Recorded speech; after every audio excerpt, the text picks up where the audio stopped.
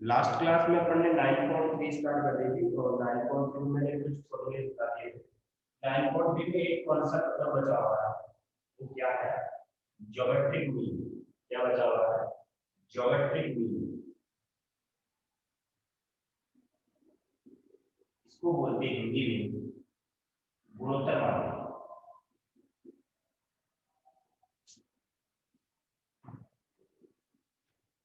ठीक है, जैसे इसको simple A M G M भी बोलते हैं। जी का मतलब ज्योमेट्रिक और एम का मतलब मीन, जी एम। यहाँ पे मान लीजिए आपके पास दो नंबर है और उनका बीच का मेरे को एम चाहिए और क्या चाहिए? जीएम चाहिए। देखिए कैसे? जैसे मान लीजिए आपके पास वो वैल्यू है टू,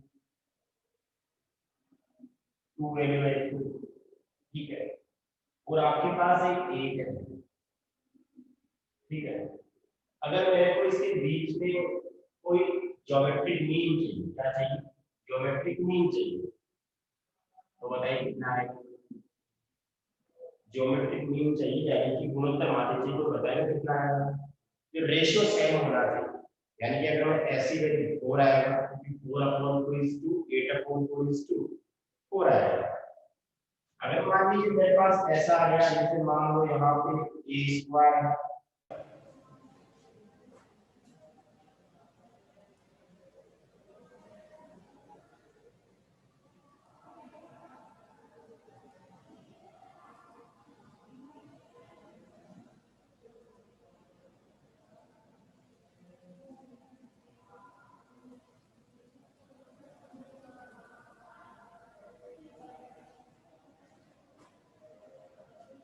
तो दो नंबर है 2 और 8 की जीएम आएगा यहाँ पे, तो वो क्या आएगा?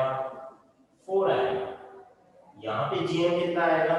यहाँ पे जीएम आएगा ए क्यूब आएगा। क्यों? क्योंकि ए स्क्वायर है तो पक्का ये ए क्यूब होगा, ये की पावर 4 होगा। देखिए यहाँ पे सिंपल एक जीएम का फॉर्मूला कैसे होता है कि एक अगर वैल्यू इंसर्ट कर दूं, अगर मैं कोई एक ऐसी वैल्यू इंसर्ट कर दूं ताकि वो किसमें बन जाए? जीपी में बन जाए। इसमें बन जाए जीपी में, कोई भी वैल्यू में इंसर्ट कर सकता हूं। अगर मैं वैल्यू इंसर्ट करूंगा तो वो जीपी बने, तो वो वैल्यू क्या होगी, उसका क्या फॉर्मूला होता है? उसको एक वैल्यू सिंपल तो अपन जीएम बोल देंगे। अगर नंबर ऑफ जीएम इंसर्ट कर दे या नंबर ऑफ वैल्यूज इंसर्ट कर दे, नंबर ऑफ अगर अपन एक से ज्यादा संख्या प्रविष्ट कर दे तो वो संख्या क्या होगी? जीपी के अंदर। बात को समझ रहे हो? तो यहाँ पे मैं ऐसे बोल सकता हूँ,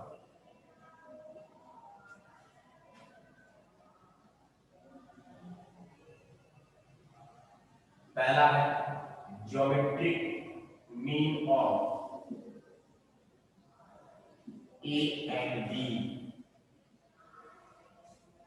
यानी कि ए तथा बी का गुणोत्तर माध्य।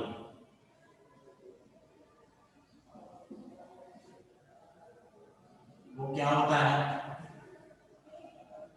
क्या होगा? ए तथा बी का गुणोत्तर माध्य। देखिए जैसे मान लीजिए आपके पास ए है, या आपके पास जी है, और आपके पास ये जीएम है, ठीक है। इसका डायरेक्ट फॉर्मूला होता है जीएम इक्वल टू रूट में ए बी, ठीक है। रूट में कितना होता है? ए बी होता है। रूट में कितना होता है? ए बी होता है। अब देखिए अगर अपन ऐसे बहुत सारी वैल्यूज आ जाए अपने पास जिनका अपने को जीएम के बारे में बात करना है, ठीक है। हाँ देखिए जैसे मान लीजिए आपके पास ऐसे आ गया कि ए कोई वैल्यू ए है और ये कोई वैल्यू बी है। बात को समझो, ये कोई वैल्यू ए है और ये कोई वैल्यू बी है, और इसके बीच में मैंने मान लो जी1 रख दिया, जी2 रख दिया, जी3 रख दिया, और मैंने क्या कर दिया? अगर मैंने जीएन ज्योमेट्रिक मीन अगर प्रविष्ट कर दिए, बात को समझ लो, जैसे अपन ने अरिथमेटिक मीन की बात की, G1 G2 G3 up to so GN तक मैंने अगर कोई वैल्यूज रख दी, ज्योमेट्रिक मीन की बात कर रहे हैं, तो देखिए सिंपल अगर बात करें अपन इसमें कोई मेरे को बताएगा अगर इनका स्टैंडर्ड फॉर्मूला हो तो यहाँ पे कितनी टर्म्स होगी इसमें, कोई बताएगा कितनी टर्म्स होगी इसमें? n+2 टर्म्स होगी, बिकॉज 1 से लेके n तक n टर्म्स होगी और इसके आगे कितनी होगी? n+2 होगी। ठीक है, कितनी टर्म्स होगी? n+2 होगी, क्योंकि सर 1 से लेके n तक तो n तो ये होगी और एक ये है और एक ये है, तो n+2 पद होंगे इसके अंदर। अब यहाँ पे G1 की वैल्यू क्या होगी, G2 की वैल्यू क्या होगी, G3 की वैल्यू क्या होगी, Gn की वैल्यू क्या होगी, इनकी वैल्यूज की बात करें। देखो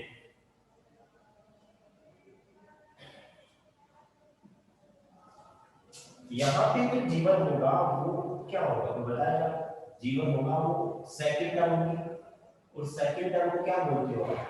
AR बोलते हो, याद आ रहा है? जैसे G2 होगा वो क्या होगा? A3 होगा वो क्या होगा? AR स्क्वायर होगा। ऐसे G3 होगा वो क्या होगा? F4 होगा वो AR3 होगा। सबको पता है कि G3 कौन से नंबर की टर्म होगी? फोर्थ नंबर की टर्म होगी, लेकिन ज्योमेट्रिक मीन यानी गुणोत्तर माध्य GM कौन से नंबर का होगा? GM कौन से नंबर का होगा? तीसरे नंबर का। तो तीसरे नंबर का GM है तो कौन सी वैल्यू आएगी? फोर्थ नंबर वाली वैल्यू आएगी, तो a की AR की पावर 3 होगा। ठीक है, हाँ। अब देखिए जैसे मान लो ऐसे आ गया GN आ गया तो मतलब उसकी डायरेक्ट वैल्यू क्या हो जाएगी? ये G3 है तो AR3, G2 है तो इसका हो जाएगा AR की पावर n होगा GN की में एक ही लगाया है, ऐसे चलता जा रहा है G4 G5 G6 GN तक चला गया। GN क्या है? ज्योमेट्रिक मीन है, यानी कि गुणोत्तर माध्य कौन से नंबर का? nवें नंबर का। ये कौन से नंबर का? फर्स्ट नंबर का GM, इस सेकंड नंबर का GM, थर्ड नंबर का GM और nवें नंबर का GM। सबके समझ में आ गया होगा, बहुत वीडियो। ठीक है, अब देखिए यहाँ पे वहां पे d का फॉर्मूला होता था, याद हो तो आपको d का फॉर्मूला होता था n-1 upon sorry b minus a upon n+1। जब अपन AP पढ़ रहे थे तो वहां पे b का फॉर्मूला होता, यहाँ पे किसका फॉर्मूला होगा? r का फॉर्मूला। यहाँ पे हियर r इक्वल टू होता है b अपॉन a की पावर b अपॉन a की power 1 upon n+1, 1 upon n+1। ये r का फॉर्मूला होता है, इसको बढ़िया तरीके से आप लर्न कर लेना। r होता है b अपॉन a की पावर। देखिए अगर आपसे कोई क्वेश्चन पूछता है कि चार संख्या या चार नंबर्स आप किसी दो नंबर के बीच में प्रविष्ट कर रहे हैं यानी कि इंसर्ट कर रहे हैं, डाल रहे हैं चार संख्या चार नंबर्स, लेकिन वो क्या बढ़नी चाहिए? GP बढ़नी चाहिए। तो फर्स्ट वैल्यू तो क्या हो जाएगी? G1 AR, R की जगह ये लिख देंगे b अपॉन a की पावर 1 अपॉन n+1। G2 निकाल लेंगे, G3 निकाल लेंगे, G4 निकाल लेंगे, जितनी भी अपने को नंबर्स बोलेगा। इतनी बात समझ में आ गई? एक बार यस और नो में कमेंट कर दो और इसका स्क्रीनशॉट ले लो।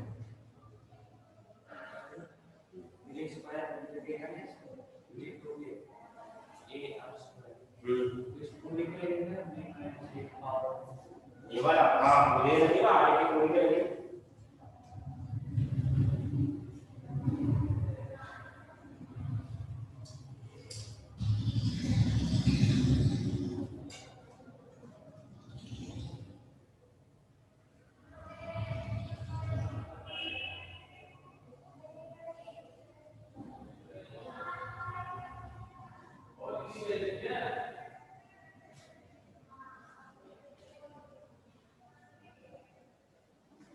हाँ एक चीज और होता है जो AM बड़ा होता है वो GM से, तो अपन बाद में कर लेंगे ना। चलो क्वेश्चन स्टार्ट करते हैं अपन।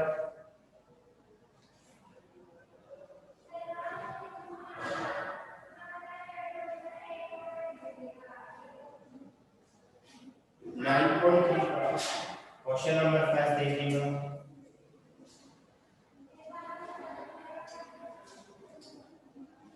Question number 5, find the 20 term and n term 5/2 5/4। देखिए आपको जीपी दे रखी है 5/2, 5/4, 5/8। ध्यान रखिए आप लोग, जीपी का मतलब गुणोत्तर श्रेणी। ठीक है, आपको जीपी दे रखी है और आपको 20वें नंबर की वैल्यू चाहिए। कौन सा नंबर की? 20वें नंबर की। तो 820 होगा a r की पावर 90। सबको पता है। यहाँ पे पहले अपन a और r वैल्यू निकालते हैं, कैलकुलेट कर लेते हैं। यहाँ पे बताओ a कितना होगा? 5/2। r होगा, तो सेकंड को दूसरे से डिवाइड कर दें, 5/4 को 5/2 से डिवाइड कर दें। r ऐसे निकालते, पता है, कल पढ़ाते हैं ये चीजें। r कैसे निकालते हैं? सेकंड टर्म को फर्स्ट टर्म से डिवाइड करते हैं, 5 से 5 कट जाएगा, 2 ऊपर चला जाएगा, 4 नीचे, 1/2 आ जाएगा। r विल भी 1/2 हो गया है। आपको 20वें नंबर की टर्म चाहिए तो क्या होगा? ये r की पावर 19 होगा, तो a की वैल्यू दे रखी है 5/2, r की वैल्यू भी दे रखी है आपको 1/2, 1/2 की पावर 90। कितना आंसर आएगा? कितना आंसर हो जाएगा? 5 अपॉन, ये आंसर हो जाएगा 5 अपॉन 2 की पावर 20। आंसर ऐसे फॉर्म में है, आंसर विल बी दिस। ये 20वें नंबर की टर्म आई है। कौन से नंबर की टर्म आई है? 20वें नंबर। अगर मान लीजिए आपको nवें नंबर की टर्म फाइंड आउट करनी है, तब क्या करेंगे अपन?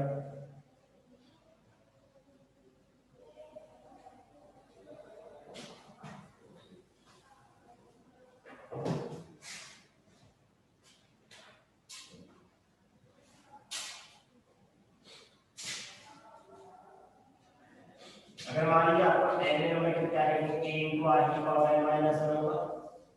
an कितना? a की वैल्यू दे रखी है 5/2, r की वैल्यू 1/2 की पावर n minus 1।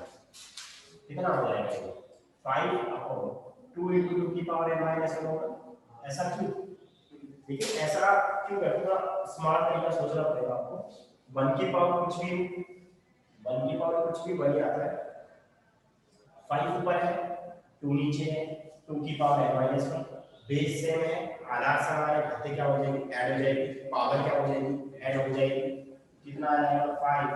यहाँ पे 2 की पावर 1 है, 2 की पावर 1, 2 की पावर n minus 1, ये ऐड हो जाएंगे। 2 की पावर 1 प्लस n minus 1 होगा, मिलेगा 1 से 1 चला जाएगा, कितना आ जाएगा? 2 की पावर n आ जाएगा।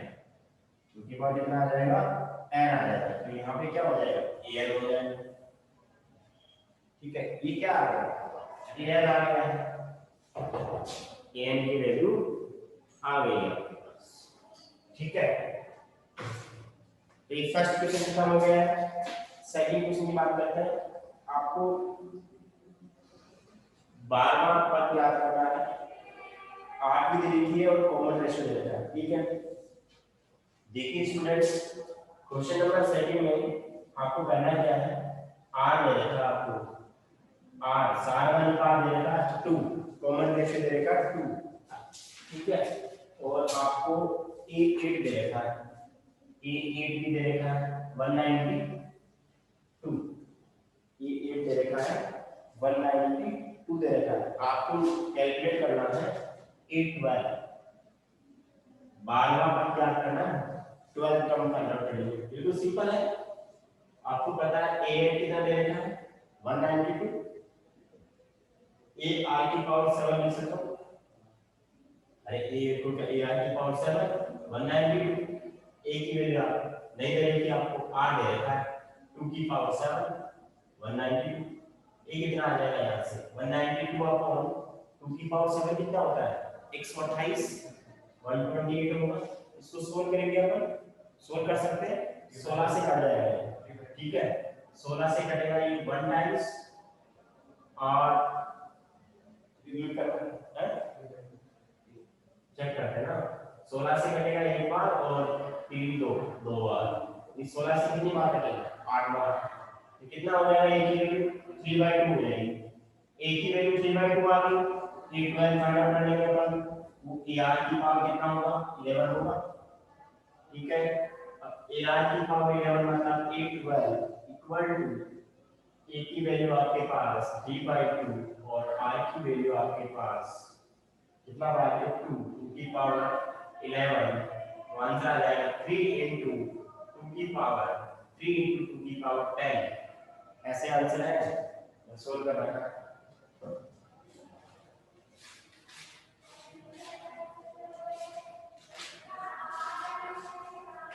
सोल्व कर रखा है, सोल्व कर लो।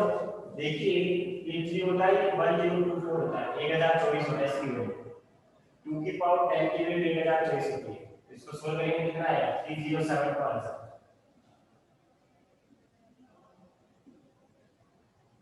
ठीक है, क्वेश्चन नंबर 3 की बात करते हैं।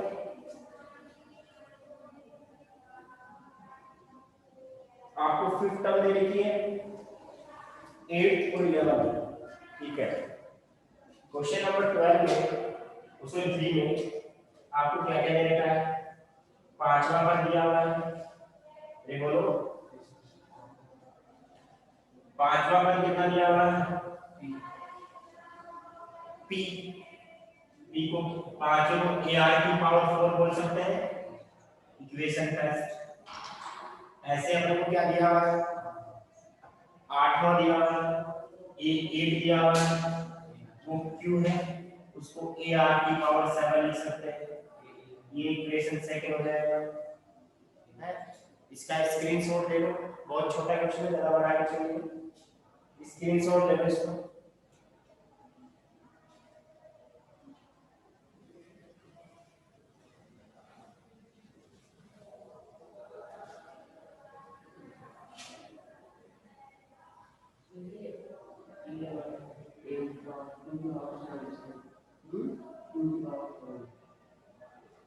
ये कैसे है 2 की पावर 7 आर की वैल्यू लगती है 2।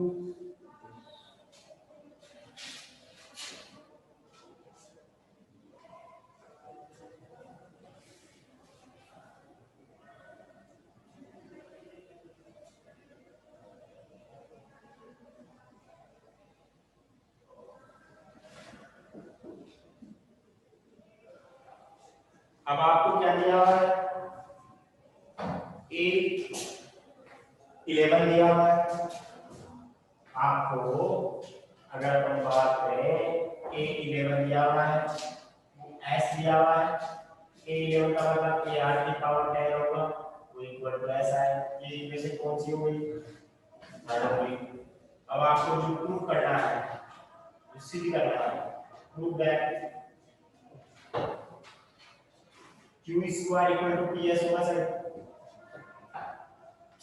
q square equal to ps है ना। तो अपन देख लेते हैं यहाँ पे LHS क्या अपना q स्क्वायर का मतलब कितना हो जाएगा, q स्क्वायर देखो इक्वेशन सेकंड से, तो ये हो जाएगा a r की पावर 7 का स्क्वायर कितना हो जाएगा a स्क्वायर r की पावर 14 हो जाएगा। अब देखिए इसको अपन आपको q स्क्वायर दे रखा था, इसको p और s में जोड़ सकते हैं। p कितना है आपके पास a r की पावर 4, तो मैं इसको बोलूंगा a r की पावर 4 इनटू, अब एक तो a कम पड़ गया, अरे a स्क्वायर था ना, तो मैं इसको q स्क्वायर को ps में जोड़ रहा हूं। p की वैल्यू मेरे को पता है a r की पावर 4 है। अब यहाँ पे a r की पावर 10 होगा, ये क्या हो जाएगा p हो जाएगा, और ये क्या हो जाएगा s हो जाएगा। तो क्या हो जाएगा आपके पास क्या आ जाएगा ps आ जाएगा, और यही आपका क्या है RHS। आपकी बात समझ में आ रही होगी बढ़िया तरीके से। हाँ 4 वाला क्वेश्चन देखेंगे अपन।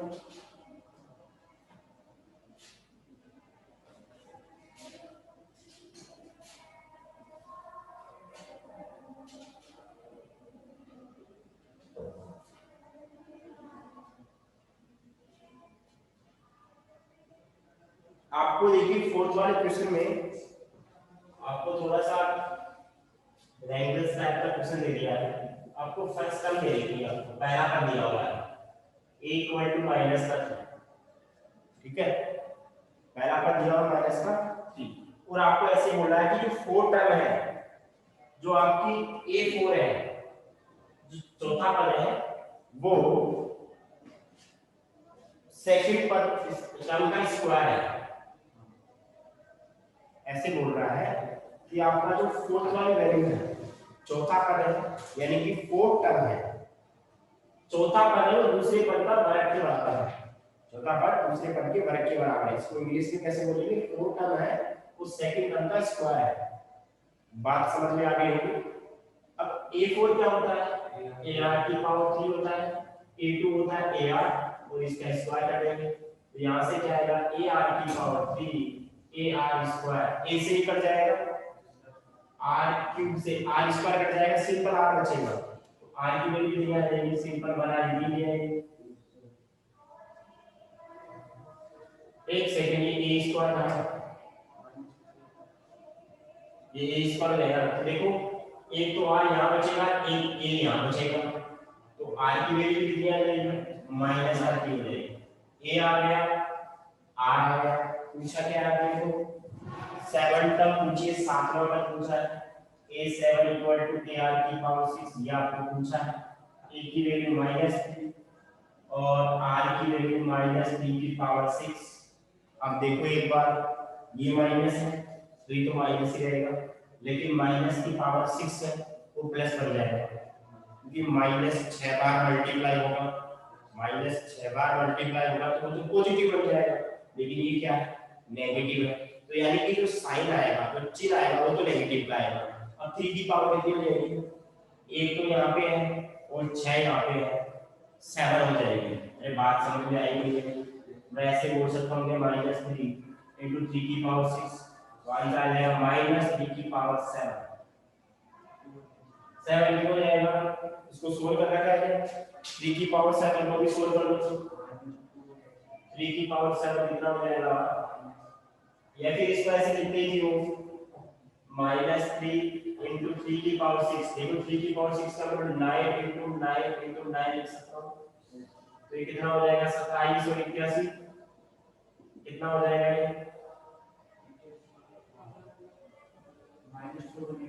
-2 ये यही आंसर आया मेरे। फोर्थ वाला क्वेश्चन हो गया है। अब फिफ्थ वाले की बात करते हैं। देखिए फिफ्थ वाले में which term of following sequence, यानी कि आपको ये बता रहा है कि इस सीरीज का कौन सा पद है वो, ठीक है।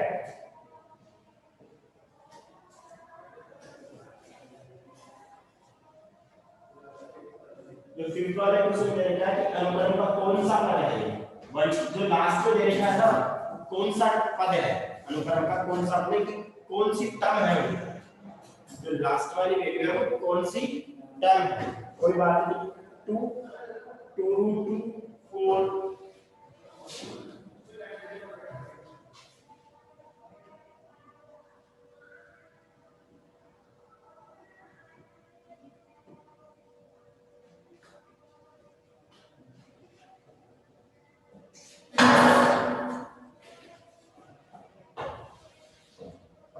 आपको जीपी दे रखी है 2 2 4 इज 128, यानी कि इसमें एक ऐसी वैल्यू है, कहने का मतलब यह है कि एक लाइन है बहुत बड़ी, एक लाइन है बहुत बड़ी, वो जीबी में है, इसमें है जीबी में, और एक स्टूडेंट के मार्क्स आए हैं 128। कितने मार्क्स आए हैं? 128 स्टूडेंट के मार्क्स आए। आपको ये फाइंड आउट करना है कि वो स्टूडेंट्स उस लाइन में कौन से नंबर का है, कौन सी टर्म है, आपको n फाइंड आउट करना है।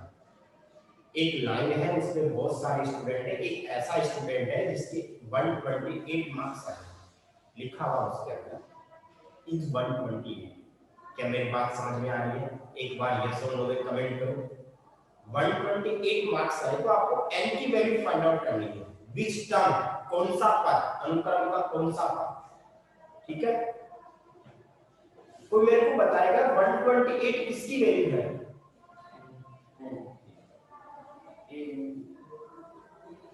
128 वो किसकी वैल्यू है, what is the value of 128? an, very good, इसकी वैल्यू है an की वैल्यू है, यानी कि आपके पास लाइन में बहुत सारे स्टूडेंट है, उसके 128 मार्क्स हैं। अपन ने लेट कर सकते हैं कि अपने पास जो एन की वैल्यू है वो आपके पास 128 है।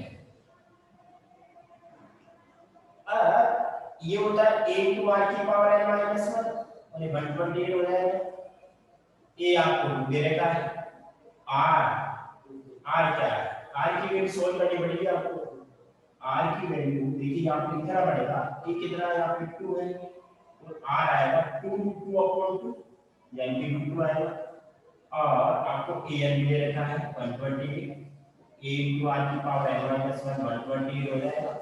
a की वैल्यू 2 है, r की वैल्यू 2 है की पावर n माइनस 1, ये 128 हो जाएगा। ठीक है, अब थोड़ा सा यहाँ सोल्व करेंगे अपन। तो 2 मेरे को बताएगा कि रूट का मतलब पावर में कितनी होती है, 1/2। रूट का मतलब पावर में कितनी होती है, 1/2 होती है। इस रूट का मतलब पावर में 1/2 होती है। तो कैसे लिखेंगे इसको, n-1 नीचे 2। ठीक है, ये कैसे है पता चल गया क्या? अरे इसकी पावर हाफ होगी, 2 की पावर हाफ है और n-1 है, पावर की पावर आपस में क्या होती है, मल्टीप्लाई। चलो एक बार ऐसे करो, आप इधर लिख लेता हूँ, यहाँ लिख लेता हूँ ना, 2 तो ऐसा का ऐसा और 2 की पावर 1/2 और पावर में n-1 इक्वल में कितना है, 128 है कि नहीं है? अरे बोलो। आपको पता चल गया कि 2 तो आएगा और पावर की पावर आपस में क्या होती है, मल्टीप्लाई, n-1 अपॉन 2 आएगा नहीं आएगा। अरे घात की घात आपस में क्या होती है, गुणा होती है। ठीक है, ये गुणा का साइन है। 120 आधार समान हो, बेस सेम हो, पावर क्या हो जाती है, ऐड हो जाती है। जब पावर को ऐड करोगे कितना आएगा, 2 की पावर 1 प्लस n-1 अपॉन 2 आएगा नहीं है। अरे दोनों को ऐड करोगे, इसकी पावर तो 1 है और इसकी पावर क्या है, n-1 अपॉन 2 है, इक्वल टू 128 जा रहा है। ठीक है ना? चलो इसका स्क्रीनशॉट लो आप, फिर आगे चलते हैं अपन।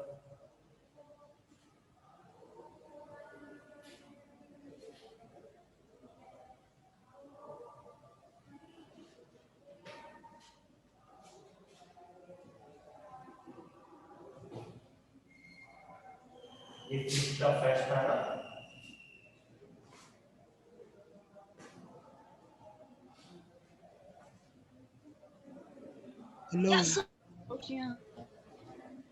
आप देखो एक बात सामने देखेंगे, मैं जब 2 एलसीएम लूंगा यहाँ पे तो ये 2 प्लस होगा, 2 प्लस n-1 आएगा। सोल्व करो उसको, कितना है, n+1 होगा नहीं होगा, क्या डायरेक्ट कर सकता हूँ क्या? यानी कि मैं इसको सोल्व करूंगा कितना आएगा, 2 प्लस n-1 अपॉन 2 आएगा इक्वल टू 128। बताओ कितना होगा, 2, ये कितना हो जाएगा, n+1 अपॉन 2 इक्वल टू इस 128 को 2 की पावर 7 लिख सकता हूँ, 2 की पावर 7 इस 128 होता है। ठीक है, अब बेस सेम है, इक्वल में पावर भी इक्वल हो जाती है। अगर बेस सेम है, आधार समान है तो बातें भी इक्वल में क्या हो जाती है, बराबर हो जाती है। यानी कि मैं क्या कर सकता हूँ, n+1 अपॉन 2 की वैल्यू 7, n+1 की वैल्यू 14, तो n विल बी 13। आंसर क्या आएगा, 13 आंसर।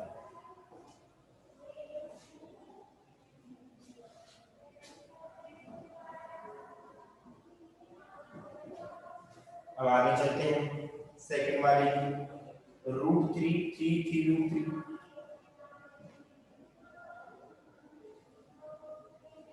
इसका जो सेकंड वाला पार्ट है वो क्या है, √3 नहीं 3 अगला है 3√3 और आप इसमें 729 दे रखा है। क्या दे रखा है? 729। जैसे यहाँ पे लिख दिया मैंने 729। बात को समझ रहे हो हैं? आपको ए दे रखा है √3, आर मोल कितना आएगा 3 अपॉन √3, क्या √3 हो जाएगा क्या?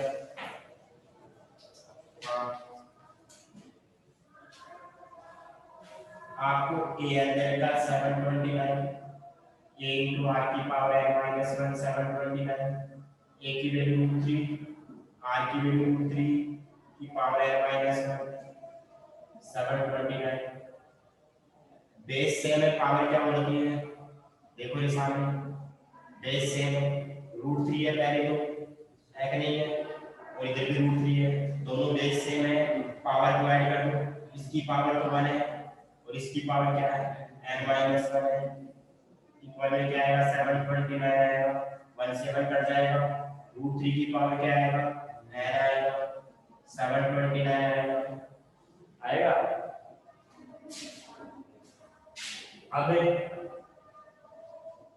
अब आपको पता है रूट का मतलब क्या होता है, पावर में 1/2 और n पावर में पहले से तो कितना आ जाएगा 3 की पावर n/2 हो जाएगा, यानी कि मैं ऐसे बोल सकता हूँ इसको 3 की पावर n/2 बोल सकता हूँ,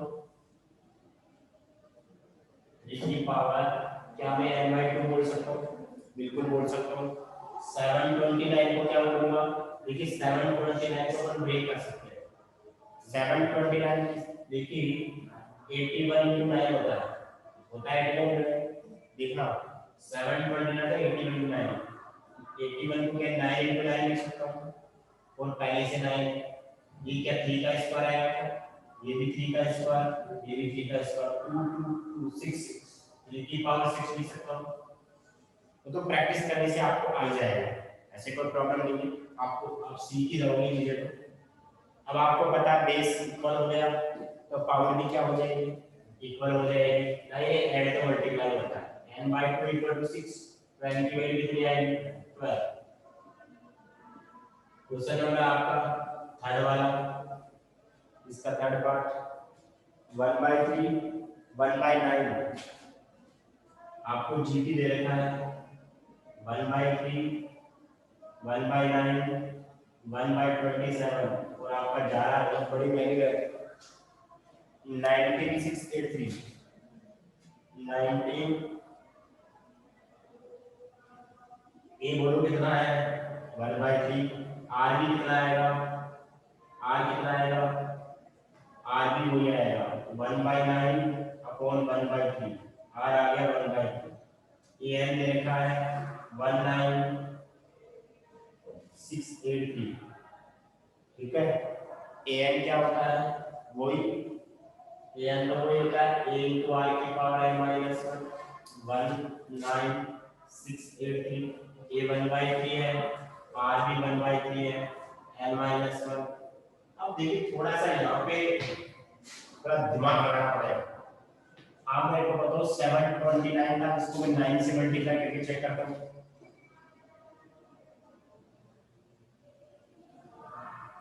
इससे थोड़ा कम रहेगा। अपन एक काम करते हैं, इस 9 को अपन अगर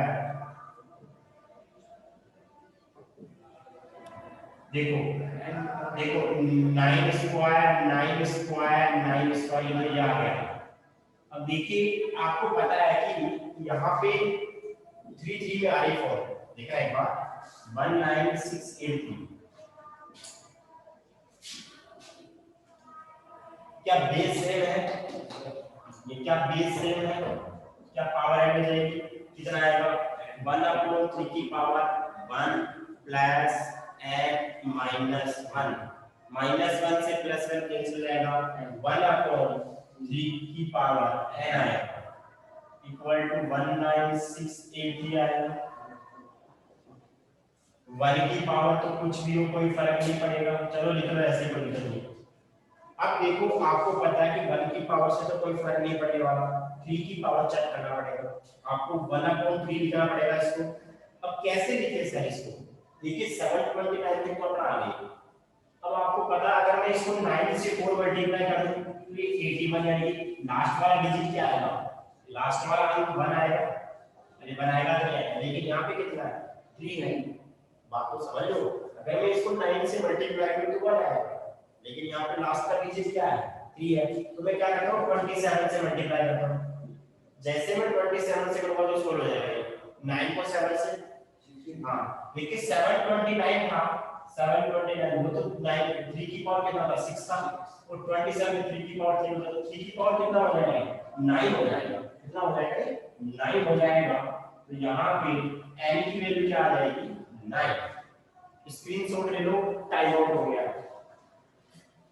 स्क्रीनशॉट ले लो, टाइम आउट हो गया है, बाकी का नेक्स्ट क्लास में पढ़ेंगे अपन।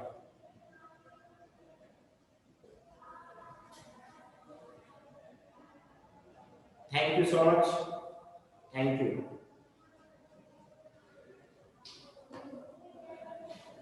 ठीक है, ये रहेगा।